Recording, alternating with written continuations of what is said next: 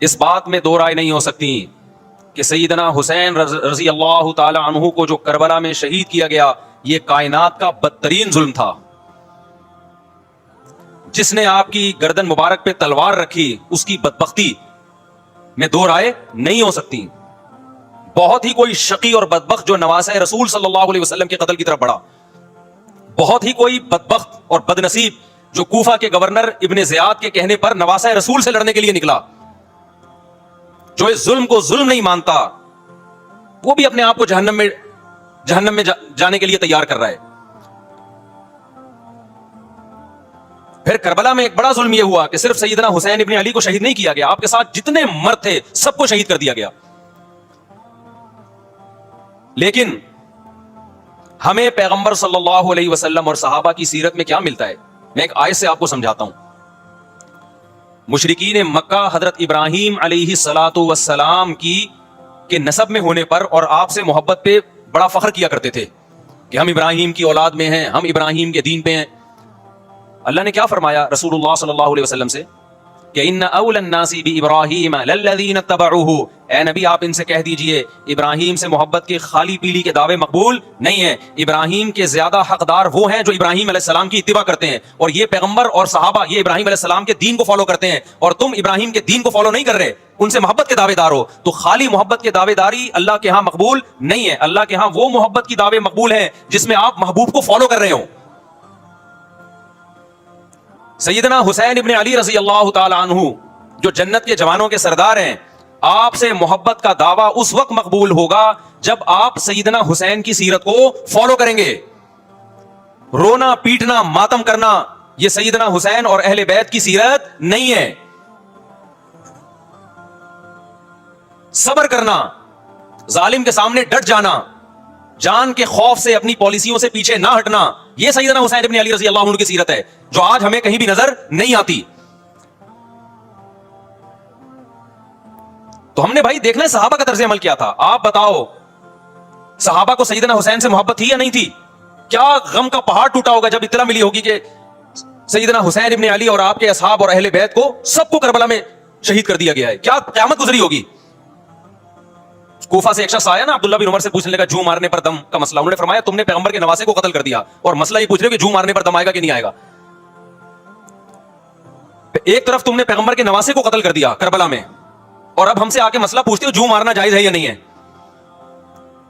صحابہ کے ہاں یہ غم کم غم نہیں تھا. دیکھو حضرت معاویہ رضی اللہ تعالی عنہ کے ہاتھ پہ بھی حضرت حسین نے بیعت نہیں کی, لیکن بغاوت بھی نہیں کی.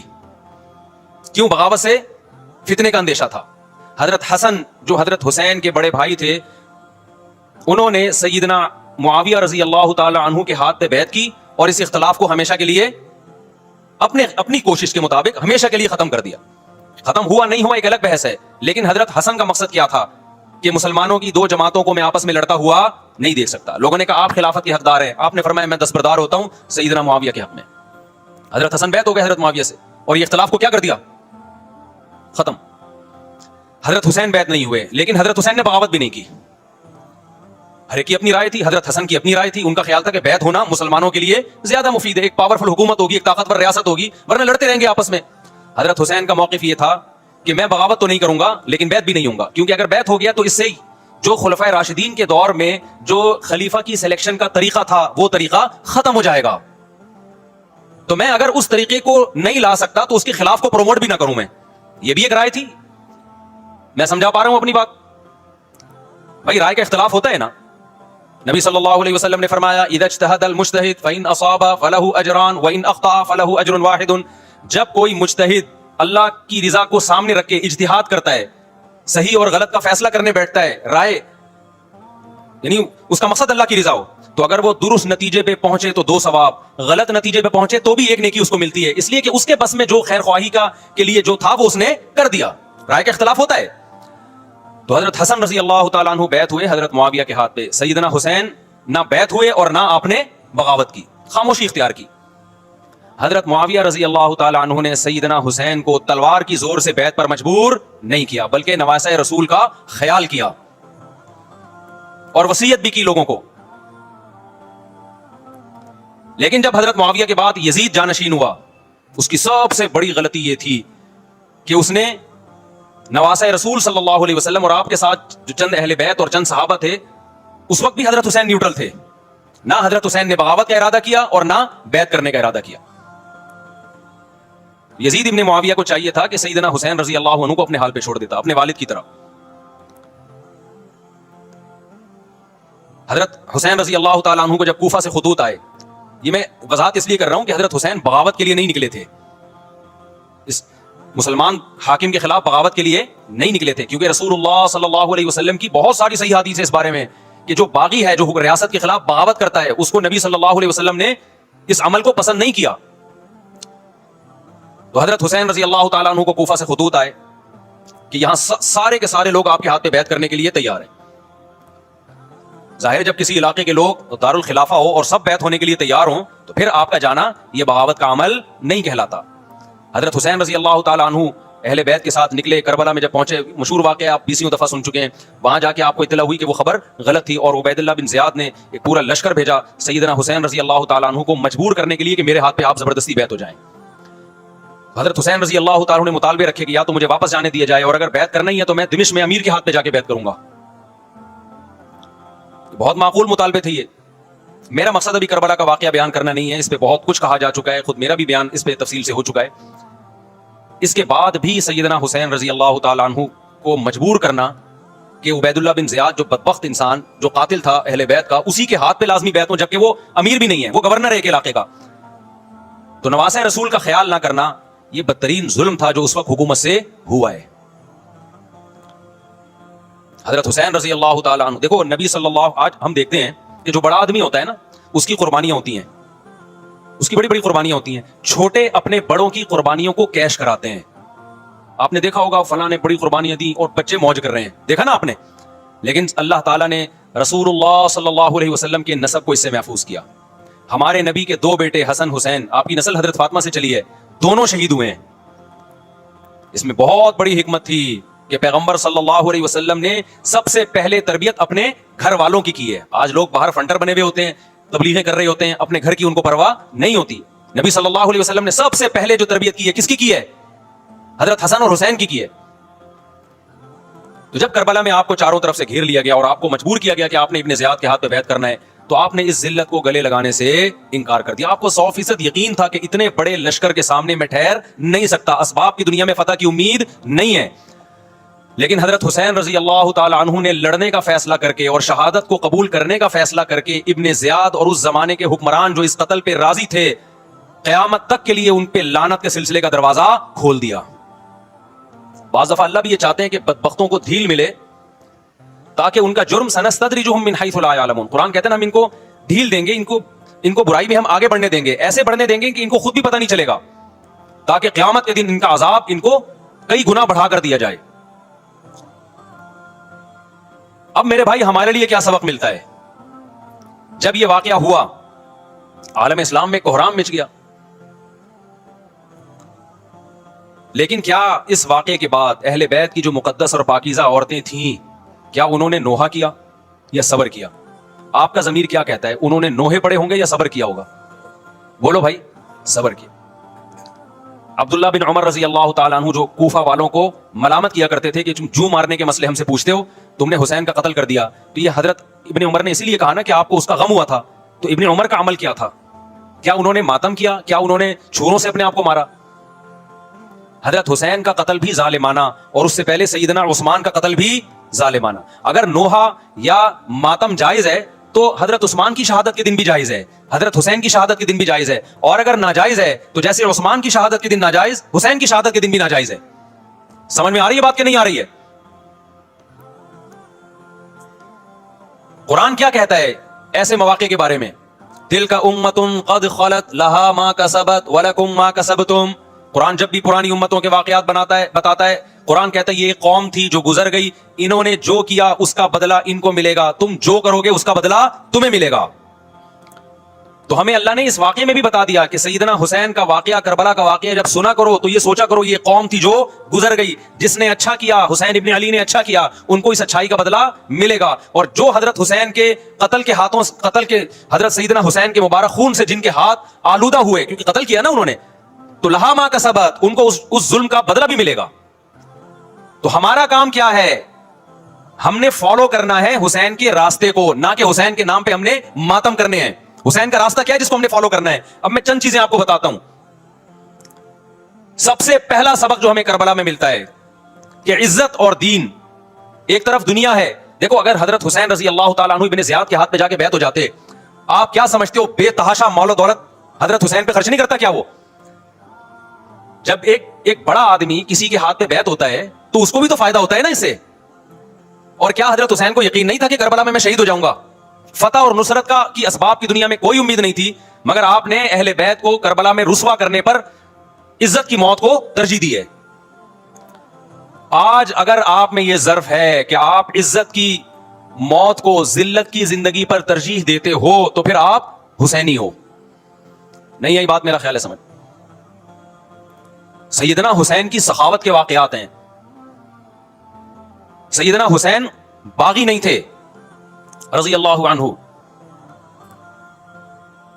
پھر جو اہل بیت کا طرز عمل کیا تھا، محرم میں کیا کیا ہو رہا ہے میں آپ کو بتاتا ہوں.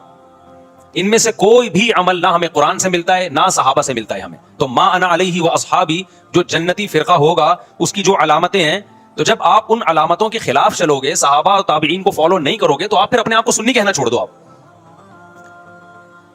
بتاؤ مجھے اسلام میں کوئی مہینہ منحوس ہے؟ بولو نا، کوئی مہینہ منحوس ہے؟ تو آپ محرم کو منحوس کیوں کہتے ہو؟ لوگ مجھے کہتے ہیں مفتی صاحب فرقواریت پھیلا رہے ہیں. دیکھو فرقواریت جب پھیلا رہا ہوں جب میں کسی فرقے کے خلاف آپ کو کر رہا ہوں. میرے بیان شیعہ لوگ بھی سنتے ہیں، ملتے بھی ہیں. بہت دفعہ ایئرپورٹ پہ ملاقات ہوئی، بڑی عزت سے ملے، میں شیعہ ہوں لیکن آپ سے محبت کرتا ہوں. یہاں مسجد میں بھی آتے ہیں، میں نے کبھی کسی پہ طنز نہیں کیا. اس لیے میں بار بار کہتا ہوں جو شیعہ کا مذہب ہے اس کو کرنے دو. وہ سبیلے لگاتے ہیں، آپ ان کو مت چھیڑو، جا کے تنگ نہ کرو ان کو. وہ ماتم کرتے ہیں، آپ ان کو مت چھیڑو. وہ نوحے کرتے ہیں، وہ نوحے پڑھتے ہیں، آپ ان کو مت چھیڑو. لیکن آپ اپنی پوزیشن واضح کرو کہ آپ شیعہ ہو یا آپ سنی ہو. آپ تو ایک طرف ہو جاؤ نا. محرم میں اگر آپ مرثیے لگا کے گھوم رہے ہو گاڑیوں میں، اٹ مینز آپ سنی نہیں ہو. آپ نبی صلی اللہ علیہ وسلم کی حدیث ہے ہمارے پاس، ہم اہل سنت والجماعت ہیں، ہم سنت کو فالو کرتے ہیں. تو سنت کیا کہتی ہے؟ میتوں پہ گریبان چاک کرنا، میتوں پہ چیخ و پکار کر کے رونا. آپ نے فرمایا لیس منا، وہ ہم میں سے نہیں ہے. اور اس عمل پہ آپ صلی اللہ علیہ وسلم نے لعنت فرمائی ہے. لوگ کہتے ہیں حسین کی یاد میں رونا نبی کی سنت ہے. نبی صلی اللہ علیہ وسلم کو جب جبریل نے بتایا کہ حسین شہید ہوں گے، آپ روئے اس لیے کہ اس وقت آپ کو یہ خبر ملی تھی. لیکن کیا ہر محرم میں آپ نے رونے کا پروگرام کیا ہے یا صحابہ کو بیٹھ کے باقاعدہ رلایا ہے آپ نے؟ کیا ہو گیا بھائی؟ آپ کو بھی جب کربلا کا واقعہ کی خبر ملی آپ کی آنکھوں میں آنسو آ جائے، یہ نیچرل ہے، یہ حسین سے محبت کی علامت. لیکن ہر محرم میں باقاعدہ بٹھا کے رونے کا پروگرام کرنا یہ حسین سے محبت کی علامت نہیں ہے، بلکہ شریعت میں ناجائز ہے یہ غموں کو بڑھانا. یہ کہاں سے جائز ہو گیا؟ حضرت عثمان بھی تو شہید ہوئے تھے، نبی صلی اللہ علیہ وسلم کے داماد تھے. ان کی یاد میں آپ رونے کو سنت کیوں نہیں کہتے؟ ہماری نظر میں حسین کا قتل بھی بہت بڑا ظلم اور سیدنا عثمان کا قتل بھی بہت بڑا ظلم تھا. دونوں مظلوم تھے، دونوں مظلوم شہید تھے. ہمیں دونوں کی شہادت پہ غم ہے، لیکن اب اس غم کو مناتے نہیں ہیں. اسلام میں غم منانا سنت نہیں ہے. دیکھو جعفر طیار رضی اللہ عنہ، نبی کے چچا زاد بھائی، اہل بیت، جب آپ صلی اللہ علیہ وسلم نے ان کو لڑائی کے لیے میدان جنگ میں بھیجا، رومیوں سے لڑائی تھی. حضرت جعفر طیار کی 4 بیویاں تھیں.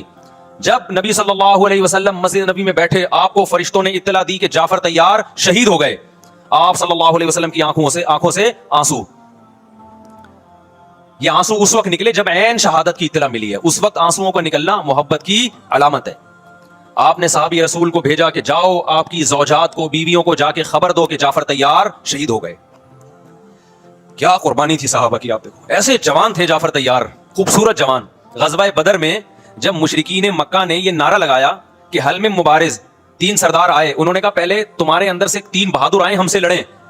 دیکھو عربوں میں یہ ہوتا تھا کہ جب جنگ کے لیے 2 فوجیں آمنے سامنے کھڑی ہوتی تھی تو پہلے دونوں طرف کے بہادر ترین لوگوں کی لڑائیاں ہوتی تھیں کہ جب تک دونوں میں سے ایک قتل نہیں ہوگا لڑائی شروع نہیں ہوگی. تو آپ کو پتا ہے کہ اس میں بہادر ترین لوگ نکلیں گے نا جو لڑنا جانتے ہوں. مشرکین مکہ کی طرف سے 3 یا 4 بڑے بڑے سردار آئے لڑائی سے پہلے، بدر میں لڑائی سے پہلے. انہوں نے نعرہ لگایا حل میں مبارز، کوئی ہے تم میں جو پہلے ہم سے لڑے؟ یعنی ادھر سے ہم 3 ہیں تو ادھر سے بھی کتنے چاہیے؟ 3 بندے. ادھر سے انصار صحابہ آئے. مشرکین مکہ نے کہا لیسو بی اکفائنا، یہ ہمارے جوڑ کے نہیں ہیں، قریشی ہاشمی چاہیے ہمیں. ہمارے نسب کے لوگ ہونے چاہیے. تو ادھر سے نبی صلی اللہ علیہ وسلم نے حضرت علی کو بھیجا اور حضرت جعفر طیار کو بھیجا. جن صحابہ کو بھیجا ان میں حضرت جعفر طیار بھی تھے. حضرت جعفر طیار رضی اللہ تعالیٰ عنہ اور سیدنا علی مقابلے میں غالب آ گئے. خوبصورت صحابی. نجاشی کے سامنے آپ نے تقریر کی ہے, ہجرت کی ہے نا جب حبشہ کی طرف, تو نجاشی نے پوچھا جعفر طیار سے کہ تمہارے پیغمبر جو کلام لے کر آئے ہیں وہ سناؤ. حضرت جعفر طیار رضی اللہ تعالیٰ عنہ نے سورہ مریم پڑھنا شروع کر دی. کاف ہا یا عین صاد ذکر رحمت ربک عبدہ زکریا اذ نادى ربہ نداء خفیا قال رب انی وہن العظم منی واشتعل الراس شیبا ولم اکن بدعائک رب شقیا وانی خفت الموالی من ورائی وکانت امراتی عاقرا فہب لی من لدنک ولیا. ایسی حضرت مریم اور عیسیٰ ابن مریم کی سیرت کو سورہ مریم میں بیان کیا حضرت جعفر طیار نے کہ نجاشی روتے روتے اس کی داڑھی تر, اور جتنے پادری بیٹھے تھے سب کی داڑیاں تر ہو گئی روتے روتے. تو یہ تقریر جو نجاشی کے اسلام کا سبب بنے, بادشاہ کو مسلمان کرنے والے کون تھے؟ حضرت جعفر طیار. اور آپ کے چھوٹے چھوٹے بچے, 4 جوان بیویاں ہوں, چھوٹے چھوٹے بچے ہوں, اور ایسے میں میدان جنگ میں لڑتے ہوئے شہید ہو جائیں تو پیغمبر اور صحابہ پہ کیا قیامت ٹوٹی ہوگی.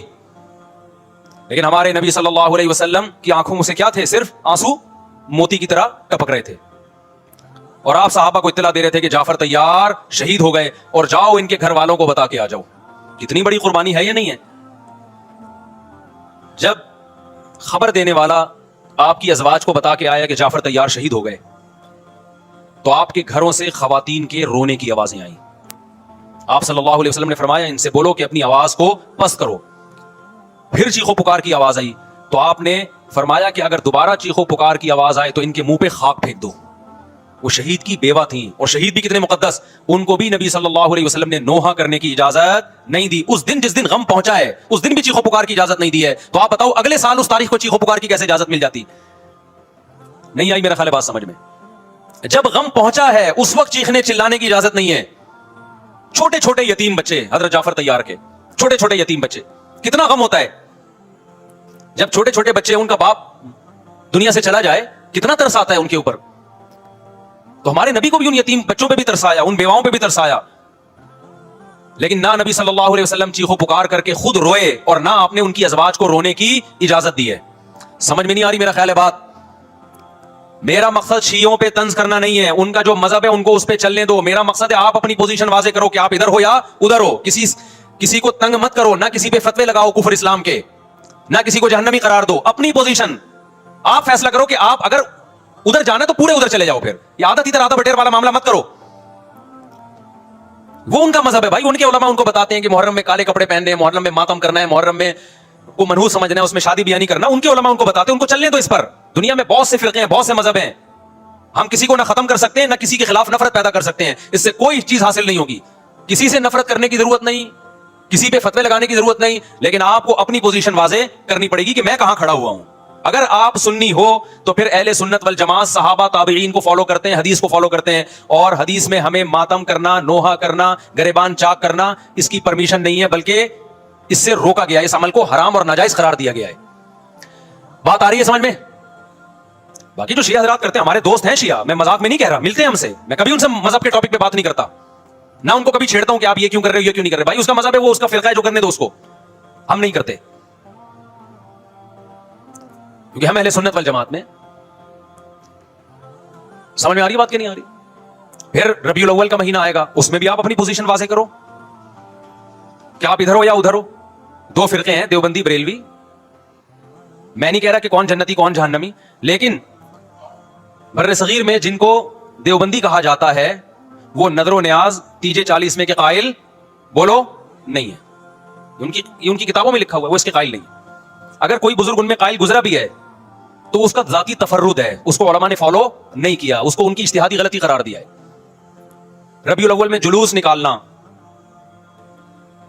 یا مزار بنانا یا مزاروں پہ جانا اس نیت سے کہ وہاں جا کے ہم کوئی قوالی پڑھیں گے یا کچھ بھی, ہمارے ہاں قبرستان جانا صرف اس لیے ہے کہ آخرت کی یاد تازہ ہو, بس. اس کے علاوہ اور کوئی کانسیپٹ نہیں ہے. ہمارے ہاں قبر ایک بالش سے زیادہ اونچی بنانا جائز بولو نا نہیں ہے. قبر پکی کرنا جائز نہیں ہے. تیجے 40 میں کرنا جائز بولو نہیں. آج ایک صاحب آئے, کہنے لگے میری ساس کا 40واں ہے, فجر میں کہنے لگے مجھے, کہہ رہے میں نہیں گیا تو بڑا مسئلہ ہو جائے گا. میں نے کہا بھائی ایک فیصلہ کرو, گرین چینل یا وائٹ چینل, ایک طرف ہو جاؤ بھائی, کیونکہ وائٹ چینل میں یہ جائز نہیں ہے, نہ 40واں نتیجہ ہے. اب لوگ مذاق اڑاتے ہیں مر گیا مردود نہ فاتحہ نہ درود, بھائی کچھ بھی کہتے رہو, تو پھر پورے ادھر کو ہو جاؤ, یا تو پورے وائٹ ہو جاؤ یا پورے کیا ہو جاؤ, پورے گرین ہو جاؤ, پھر تیجا بھی کرو, 40واں بھی کرو, برسی بھی کرو, اور پھر اس کے بعد جھنڈے بھی لگاؤ ہرے رنگ کے. میں نہیں کہہ رہا دیوبندی صحیح ہے یا بریلوی صحیح ہے, دیکھو میں یہ بحث نہیں کر رہا, میری بات کو غلط نہ لے کے جانا, میں کہہ رہا ہوں آپ اپنی پوزیشن واضح کرو, صحیح غلط تو اگلا مرحلہ ہے, آپ کیا ہو آپ کو تو یہ نہیں پتا چل رہا. آپ ربیع الاول میں ہرے جھنڈے لے کے گھوم رہے ہو, رمضان میں آپ وائٹ چینل بنے ہوئے ہو, محرم میں آپ بلیک چینل بنے ہوئے ہو, تو پتہ ہی نہیں چل رہا تو ہے کیا بھائی. جب 73 فرقوں میں ایک جنتی ہے تو ایک کو فالو کرو نا جس کو جنتی سمجھتے ہو. اگر آپ سمجھتے ہو کہ بلیک چینل یا شیعہ فرقہ جنتی ہے تو پورے شیعہ ہو جاؤ بھائی. اگر آپ سمجھتے ہو بریلوی فرقہ جنتی ہے تو پورے بریلوی ہو جاؤ. تو جس کو سمجھتے ہو وہ بن جاؤ, لیکن پورے بنو, ادھورے مت بنو, آدھا آدھا نہ لو. بات سمجھ میں آ رہی ہے؟ میں پھر بتا رہا ہوں, نہ میں کسی کو جنتی کہہ رہا ہوں نہ جہنمی. میں یہ نہیں کہہ رہا دیوبندی جنت میں جائیں گے یا بریلوی جائیں گے یا شیعہ جائیں گے, یہ تو اللہ فیصلہ کرے گا. ہم تو وہ کریں گے جو ہماری کھوپڑی میں آ رہا ہے. ہماری کھوپڑی میں یہ آ رہا ہے کہ جس کو بھی کرو تو ایک کو کرو پورا, تاکہ ایک طرف ہو جاؤ. آدھے تیتر آدھے بٹیر مت بنو آپ, اور دوسرے کو چھیڑو بھی نہیں, چھیڑنے کی بھی ضرورت نہیں ہے. کوئی جو کر رہا ہے کہ بھائی اس کا مذہب ہے. دیکھو ہندو مندر میں جاتا ہے نا, ہماری رائے کے مطابق صحیح کر رہا ہے غلط کر رہا ہے, غلط کر رہا ہے, لیکن ہم چھیڑتے ہیں کیا؟ اسلام نے اجازت دی اس کو چھیڑنے کی کہ ہندو جا رہا ہے اس کو پکڑ کے لا کیوں جا رہا ہے بھائی؟ اسلام بولا بھائی لکم دینکم ولی دین, تمہارے لیے تمہارا دین, ہمارے لیے ہمارا دین. لا اکراہ فی الدین, دین میں زبردستی نہیں ہے, جو کر رہا ہے اس کو کرنے دو. تبھی اسلامی تاریخ میں کوئی ایک مندر بھی ہمارے علم میں نہیں ہے کہ اس میں ہندوؤں پہ پابندی لگی ہو کہ مندر نہیں جا سکتے. جب تک اسلامی حکومتیں رہی ہیں, ہندوستان میں 1000 سال مسلمانوں نے حکومت کی ہے. اگر ہندوؤں کو مندر جانے سے روک دیتے تو آج یہ مندر ختم ہوتے. اسلامی حکومت جب ختم ہوئی ہے تو بھی مندر لاکھوں کی تعداد میں مندر تھے. اسلام مسجد جانے کا حکم دیتا ہے یا چرچ جانے کا؟ بولو. مسجد. چرچ جانے کو غلط سمجھتا ہے کیونکہ وہاں غیر اللہ کی, عیسیٰ ابن مریم کی عبادت ہو رہی ہے. لیکن کیا اسلام آپ کو پرمیشن دیتا ہے کہ کوئی عیسائی چرچ جا رہا ہو تو آپ اس کو روکو کہ تو جا رہا ہے بے مسجد میں آ؟ اجازت دیتا ہے؟ یا اسلام یہ کہتا ہے کہ اس سے بدتمیزی شروع کر دو آپ؟ بولو کیا ہو گیا؟ آپ کو سبق یاد کرا رہا ہوں میں, بدتمیزی شروع کر دو. یا اسلام یہ اجازت دیتا ہے کہ اس سے اچھا سلوک نہ کرو؟ قطعاً اجازت نہیں, بلکہ قرآن تو کہہ رہے ہیں ان اللہ یحب المقسطین, جو غیر مسلم تم سے لڑ نہیں رہے میدان جنگ میں, ان سے تمہیں اچھا سلوک کرنا پڑے گا, کیونکہ اللہ اچھا سلوک کرنے والوں کو پسند کرتا ہے. صحابہ کرام غیر مسلموں کو بھی ہدیے دیا کرتے تھے, نبی صلی اللہ علیہ وسلم نے یہودیوں کو بھی ہدیے دیے. تو جو مذہب اسلام کی طرف منسوب نہیں ہے, جب ہمیں ان سے اچھے سلوک کا حکم ہے, تو جو مذہب اسلام کی طرف منسوب ہیں, قطع نظر اس سے کہ وہ اس دعوے میں سچے ہیں یا جھوٹے, یہ تو بحث ایک الگ ہے, لیکن نسبت کس کی طرف کر رہے ہیں؟ اسلام کی طرف. تو ہمیں ان سے بدتمیزی بدسلوکی کی کہاں سے اجازت ہوگی؟